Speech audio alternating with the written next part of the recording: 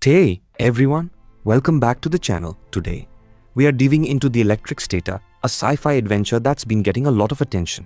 But does it actually live up to the hype?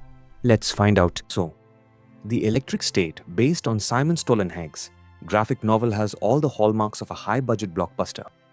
We are talking about a 320 million production, stars like Millie Bobby Brown, Chris Pratt, and Stanley Tucci, and robots. Sounds like it's got everything, right? Well, not quite. Despite all that spectacle, this film ends up being more style than substance. And today, we are going to break down why. Here's the gist.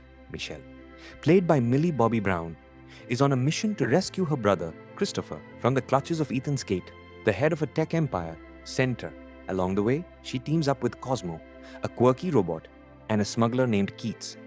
The plot is centered around a high-tech conspiracy involving robots, a war, and a corporate giant controlling it all. First, let's talk about the visuals because that's where The Electric State really shines.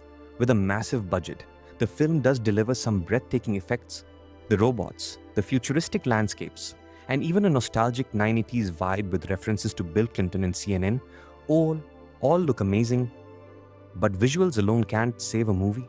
And while the CGI is impressive, it feels like the film is more concerned with looking cool rather than making sense. Now, let's talk about the story or the lack of one.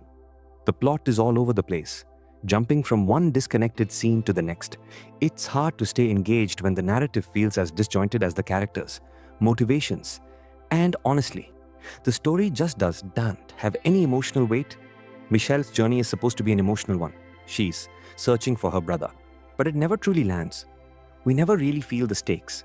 And that's a big problem when your whole plot hinges on a rescue mission. Then there's the acting. Millie Bobby Brown, who we all know can act, unfortunately, feels completely out of place here. Her character has no clear arc, and she often comes across as lost in the world around her. Chris Pratt, playing the smuggler Keats, also doesn't seem to bring much to the table. He's sleepwalking through his performance, offering zero depth or chemistry with anyone. Stanley Tucci is wasted as the villain, Ethan Skate. He has a few moments of intensity, but they're fleeting. And honestly, it's hard to buy into him as the big bad. Funny enough, the most engaging characters here are the robots. They have more personality than the human cast combined. And yes, they bring some much-needed levity to the film, even though it feels like the writers gave up on the humans. But here's where The Electric State really loses me. The plot is just completely implausible. Great sci-fi should make you believe in the impossible.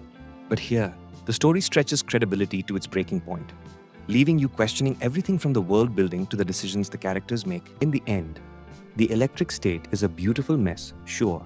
The visuals and robots are cool, but they can't make up for a lack of compelling characters, a convoluted plot, and a totally underwhelming emotional core. If you're a fan of CGI eye candy, you might enjoy it. But for those looking for a solid, engaging sci-fi story, you will be left wanting more. So, what do you think? Did The Electric State live up to the hype, or did it crash and burn? Let me know your thoughts in the comments below. And don't forget to like, subscribe, and hit that notification bell for more reviews. Until next time, stay curious, and I'll see you in the next video.